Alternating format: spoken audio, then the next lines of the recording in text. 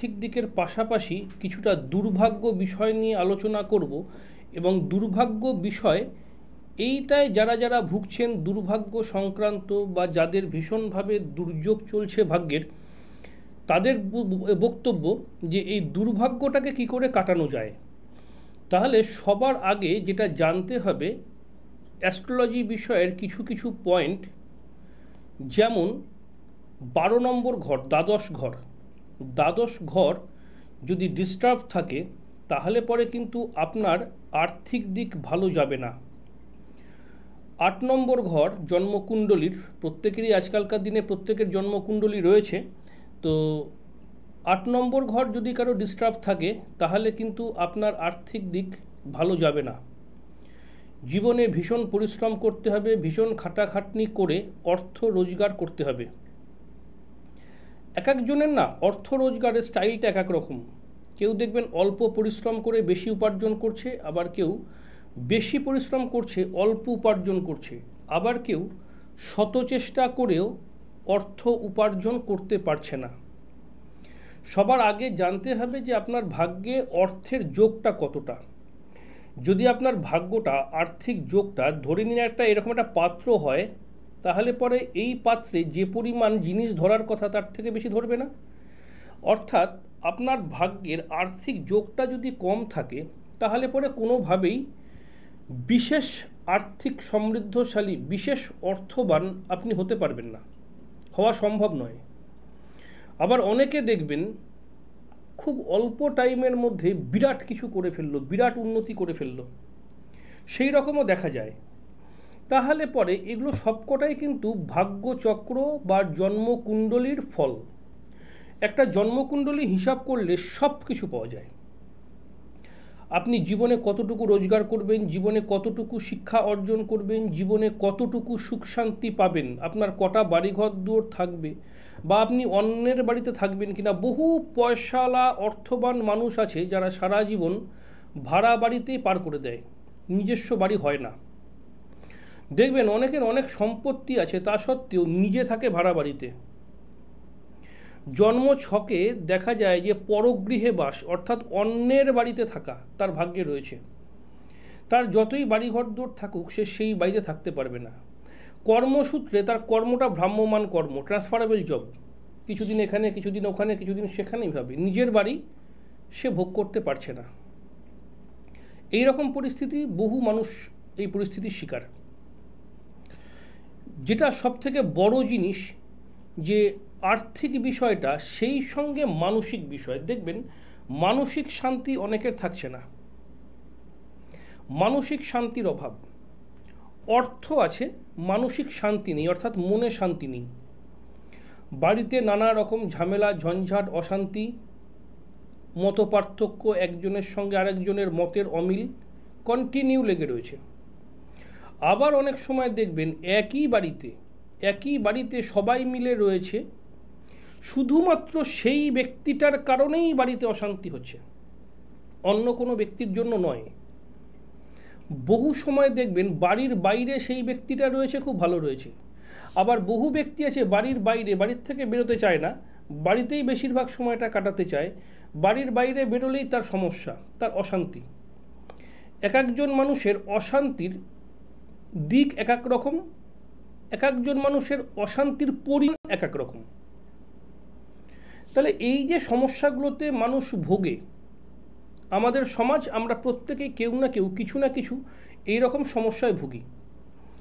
এই রকম সমস্যায় যারা ভুগছেন, সবার আগে জন্মকুণ্ডলীটা কাউকে দিয়ে দেখিয়ে নিন যে কতখানি ভোগান্তি আছে কপালে, কতখানি ব্যয় আছে, কতখানি সঞ্চয় আছে, আপনি ভাগ্যে কতটুকু কি নিয়ে জন্মেছেন। ভাগ্যের বাইরে তো কিছু হতে পারে না।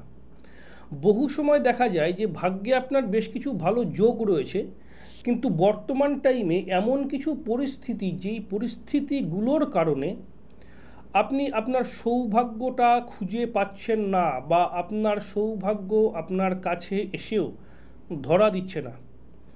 এই রকম ঘটনাও দেখা যায়। তখন বহু মানুষকে বলা হয় তন্ত্রমতে স্থায়ী প্রতিকার। আমি যেরকম পরিমাণে গুপ্ত প্রয়োগ বলি, সেরকম পরিমাণে বহু মানুষকে তন্ত্রমতে স্থায়ী প্রতিকার বলে দিই। এবং আমি বহু বছর 10 বছর 12 বছর পার হয়ে গেছে, বহু বছর ধরে আমি মানুষকে বলি যে তন্ত্রের যেটা স্থায়ী প্রতিকার সেটা কিন্তু আজকে করলেন কালকে থেকেই বিরাট পরিবর্তন হয়ে যাবে, হয় না, কিছুদিন সময় লাগে। আপনারা প্রত্যেকে জানেন যে বগলাতন্ত্র এবং শাবরতন্ত্র মতে আমি কাজ করি। বগলাতন্ত্র মতে যে কোনো রকম সমস্যা, শত্রুতা ভীষণ মিরাকেল কাজ দেয়। শাবরতন্ত্র মতে আরও নানা রকম এক্সেট্রা কাজগুলো করা হয়। কিন্তু বহুজনকে আমি বলি, বহু দিন ধরে বলি, কেউ কোনো বশীকরণের জন্য আমার কাছে আসবেন না, কারণ বশীকরণ কাজটা আমি করি না।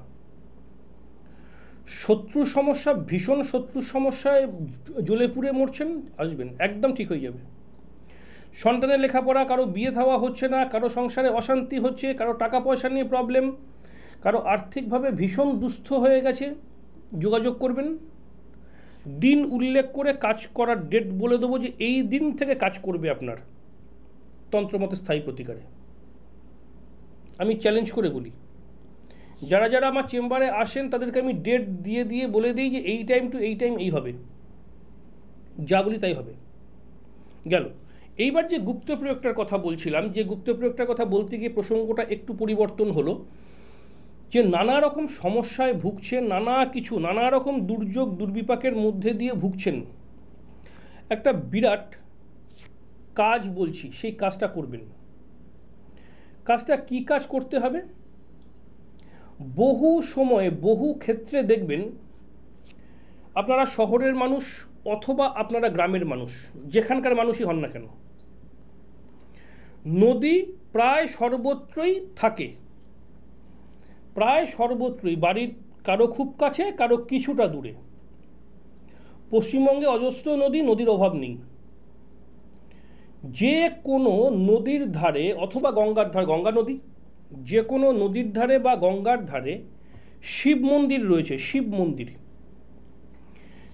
মন্দিরে একটা জিনিস দেখবেন, প্রতিদিনই ব্রাহ্মণ দিয়ে পুজো হয়। বহু মানুষ এসে শিবলিঙ্গের উপর জল ঢালেন। সেই জলটা বেরোনোর জন্য, মন্দির থেকে বেরোনোর জন্য একটা ড্রেনেজ সিস্টেম থাকে ঠিক মন্দিরের পেছনে, অর্থাৎ মন্দিরের ভেতরটায় নয়। ওই জলটা, যে জলটা মন্দির থেকে বাইরের দিকে বেরিয়ে যাচ্ছে, ওই যে ড্রেনটা, ওই ড্রেনটার ওইখানে কিছুটা দেখবেন শ্যাওলা শ্যাওলা মতো পড়ে, শ্যাওলা শ্যাওলা মতো পড়ে। সোমবার প্রত্যেক সপ্তাহে আসে, চতুর্দশী তিথি মাসে 2 দিন আসে, অমাবস্যার আগের দিন, পূর্ণিমার আগের দিন।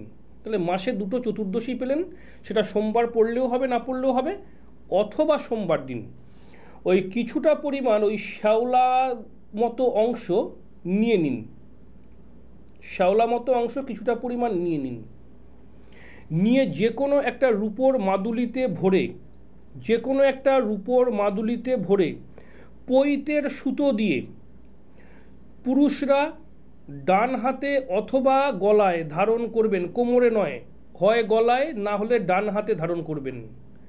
আর মহিলারা এমনি সাদা সুতো দিয়ে, পৈতের সুতো নয়, এমনি সাদা সুতো দিয়ে বাঁ বাহুতে ধারণ করবেন অথবা গলায় ধারণ করবেন। বহু দিকের বহু সমস্যা মিটে যাবে, কাজটা করবেন, খুব মিরাকেল ফল পাবেন। গেল। এইবার চলে আসি, বহু মানুষের বক্তব্য যে শত্রু এত পরিমাণ উৎপাত করছে, এত পরিমাণ ডিস্টার্ব করছে, জীবনে নানা রকম নানা দিক থেকে সমস্যা আসছে, এই সমস্যাগুলোর হাত থেকে উদ্ধার পাবো কী করে? তাহলে এই যে সমস্যাটাকে স্তব্ধ করা, টাইপ অফ স্তম্ভন। শত্রু ভীষণভাবে ডিস্টার্ব করছে, শত্রুকে একদম স্তব্ধ করে দেওয়া, টাইপ অফ স্তম্ভন। তাহলে এই ধরনের কাজগুলো মেনলি বগলাতন্ত্রের মাধ্যমে। যারা যারা এই ধরনের সমস্যায় ভুগছেন তারা যোগাযোগ করে নেবেন। ডেট উল্লেখ করে বলে দেবো অমুক সময় থেকে কাজ শুরু হবে। বহু বছর ধরে বলে আসছি, এখনও বলি, কারণ বগলাতন্ত্র মতে এবং শাবরতন্ত্র মতে হয় না এরকম কাজের সংখ্যা কম আছে। আমি নিজে সব কাজ জানি না, নিজে সব কাজ করি না, কিন্তু বগলাতন্ত্র মত এবং শাবরতন্ত্র মতে বহু অসাধ্য সাধন হয়। গেল। যারা যারা যোগাযোগ করতে চাইছেন, নিচে যে ফোন নাম্বারটা আছে এই নাম্বারটায় যোগাযোগ করে নেবেন। সারাদিনের যে কোনো সময়ে ফোন করতে পারেন, রাত্রেবেলা ফোন করলে একটু বেশি ভালো হয়। এইবার আবার প্রসঙ্গ চেঞ্জ করে চলে আসি। বহু ব্যক্তি বলেন যে আমার ছেলে মেয়েটার লেখাপড়া করছে না বা আমার ছেলে মেয়েটার বিয়ে থাওয়া হচ্ছে না। বহু ক্ষেত্রে দেখা যায় নিজের আত্মীয়, নিজের পাড়া প্রতিবেশী কেউ জোর করে অন্য কোনো তন্ত্রমত প্রয়োগ করে আপনার যে কোনো কাজকে আটকে দিচ্ছে, যে কোনো কাজকে আটকে দিচ্ছে, আপনার আর্থিক অবস্থাকে জোর করে ডিস্টার্ব করে দিচ্ছে। মোক্ষম দাওয়াই আছে বগলা তন্ত্রমতে, মোক্ষম দাওয়াই, কোনো দিন কোনো অবস্থায় কোনো ক্ষতি করতে পারবে না। বহু সময় দেখা যায় যে আর্থিক খুব ভালো রোজগার আছে, টাকা জলের মতো বেরিয়ে যাচ্ছে, তারও ক্রিয়া আছে তন্ত্রমতে। কারণ আজকের আমার এই যে অনুষ্ঠানটা, এই অনুষ্ঠানটায় আমার এই প্রসঙ্গগুলো বা এই কথাগুলো বলার উদ্দেশ্য, বহু মানুষ এই ধরনের সমস্যায় ভোগেন।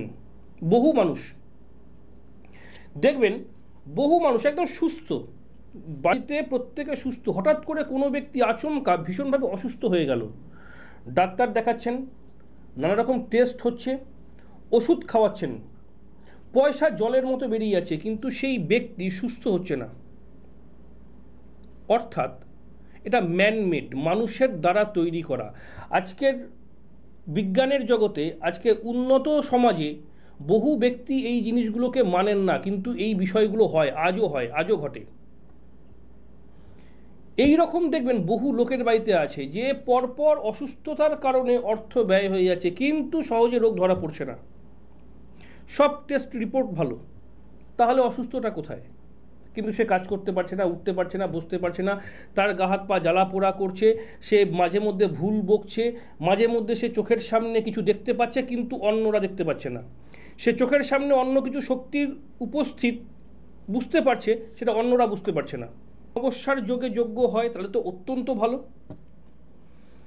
নিয়ে চলে আসবেন কিছুটা সর্ষে, 2-4টে দানা হলেই হবে, নিয়ে সে কালো কাপড়ের মধ্যে মুড়ে, কালো কাপড়, সুতি, সিনথেটিক, যা খুশি, কালো কাপড়ের মধ্যে মুড়ে আপনার বাড়ির সীমানার মধ্যে পুঁতে দিন, আপনার বাড়ির সীমানার মধ্যে পুঁতে দিন।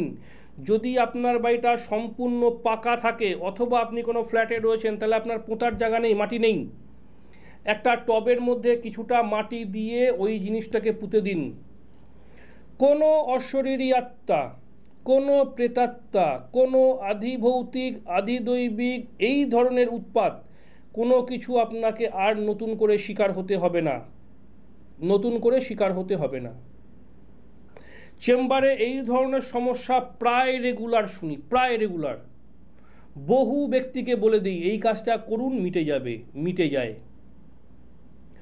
বহু সময় দেখবেন অশরীরীর উপস্থিতি আপনাকে জানান দিয়ে দেবে। আপনার বাড়িতে নতুন আত্মীয় এসছে, সেও আপনাকে হয়তো বলবে আরে তোর বাড়িতে কী আছে বা আপনার বাড়িতে কী আছে, রাত্রেবেলা ঘুম হলো না, রাত্রেবেলা দেখলাম যেন কেউ যেন চলে গেল একটা ছায়ার মতো, কখনো দেখবেন ওই পায়ের ধূপধাপ শব্দ। বহু বিজ্ঞান পড়া ছেলের মুখে শুনেছি এই ধরনের গল্প, এবং গল্পটা বাস্তব। যাই হোক, আজকে আলোচনা তো প্রায় অনেকটাই হলো, সময়ও বলছে যাই। তো যার যার যোগাযোগ করার ইচ্ছা, যে ফোন নাম্বারটা রয়েছে সেই ফোন নাম্বারে যোগাযোগ করে নেবেন। বগলাতন্ত্র এবং শাবর তন্ত্র মতে যদি কারোর তন্ত্রমতে স্থায়ী প্রতিকারের প্রয়োজন হয় বা যে ধরনের সমস্যাগুলো এতক্ষণ আলোচনা করলাম, যদি কারো জীবনে এই ধরনের সমস্যা চলতে থাকে, অবশ্যই স্থায়ী প্রতিকারের জন্য যোগাযোগ করে নেবেন। চেম্বারের অ্যাড্রেসগুলো নিচে দেওয়া রয়েছে, যে ফোন নাম্বারটা দেওয়া রয়েছে আমারই ফোন নাম্বার, ফোন আমি রিসিভ করি। সারাদিনে যে কোনো সময় ফোন করলেও রাত্রের দিকে ফোন করলে একটু বেশি ভালো হয়। কোন চেম্বারে কবে কখন আসবেন ফোন করে জেনে নেবেন। তো আলোচনা অনেকখানি হলো, প্রত্যেকে ভালো থাকবেন, নমস্কার।